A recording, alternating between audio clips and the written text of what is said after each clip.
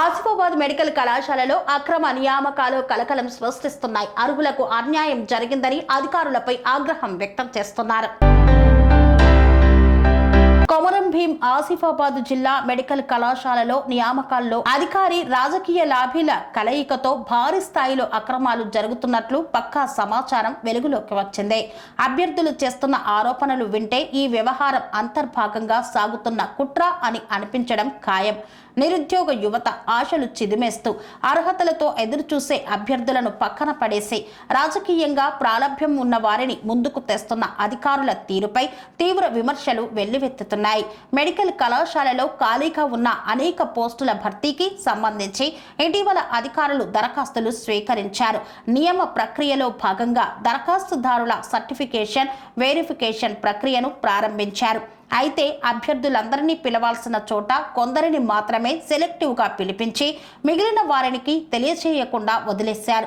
ఈ చర్యలు పూర్తిగా నియామక నిబంధనలకు వ్యతిరేకంగా, పారదర్శకత లేని విధంగా జరిగాయని బాధిత అభ్యర్థులు బహిరంగంగా ఆరోపిస్తున్నారు. ఎవరికీ పిలుపు, ఎవరికీ సమాచారం లేదు. దరఖాస్తు చేసిన ప్రతి అభ్యర్థికి సమాచారం ఇవ్వాల్సిన నిబంధన ఉన్నా ఎందుకు కొందరినే ఫోన్ చేసి సర్టిఫికేట్ వెరిఫికేషన్ కు పిలిచారు?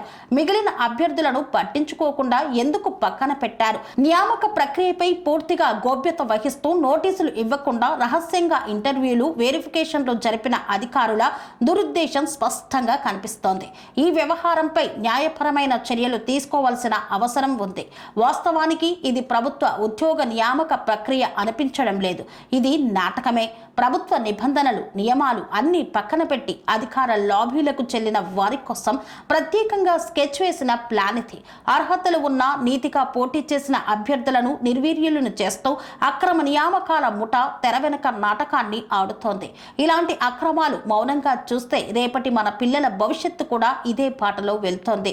బాధిత అభ్యర్థులు న్యాయం కోసం పోరాడుతున్నారు. వారి ఈ పోరాటానికి ప్రజలు మద్దతుగా నిలబడాల్సిన అవసరం ఉంది. యువత నిరుద్యోగాన్ని వ్యాపారంగా మలచే అధికార వ్యవస్థకు వ్యతిరేకంగా ఉద్యమం ప్రారంభించాల్సిన సమయం ఆసన్నమైంది. నియామక ప్రక్రియపై పూర్తి స్థాయి విచారణ జరిపించాలి. వెరిఫికేషన్ కు పిలిపించిన అభ్యర్థుల జాబితాను బహిరంగంగా వెల్లడించాలి. అర్హులైన ప్రతి అభ్యర్థికి సమాన అవకాశాన్ని కల్పించాలి. నిబంధనలు ఉల్లంఘించిన అధికారులపై కఠిన చర్యలు తీసుకోవాలి. నియామక ప్రక్రియను పూర్తిగా రద్దు చేసి మళ్లీ పారదర్శకంగా చేపట్టాలి. బాధితుల వేదన, నిరాశ ప్రభుత్వంపై విశ్వాసం కోల్పోయేలా మారుతోంది. అధికారుల తీరుతో ప్రభుత్వ వ్యవస్థే అవమానపడుతోంది.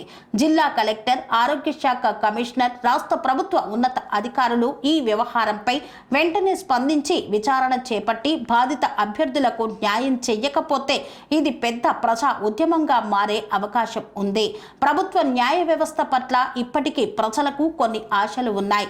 అయినా ఈ అప్రజాస్వామిక చర్యలను చూస్తుంటే నిరుద్యోగ యువత పతనమవుతున్న దారిలో ప్రయాణిస్తున్న భావన కలుగుతోంది. సెరెనిటీ మోడల్ హై స్కూల్ విద్యార్థులకు అమ్మఒడి, సామాన్యులకు అందుబాటులో ఉన్న బడి సెరెనిటీ.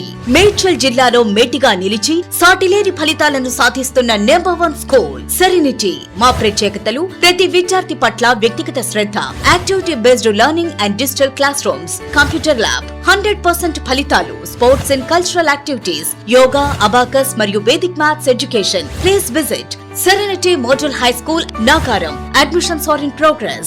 Call 040-271-46899 and 040-271-48699.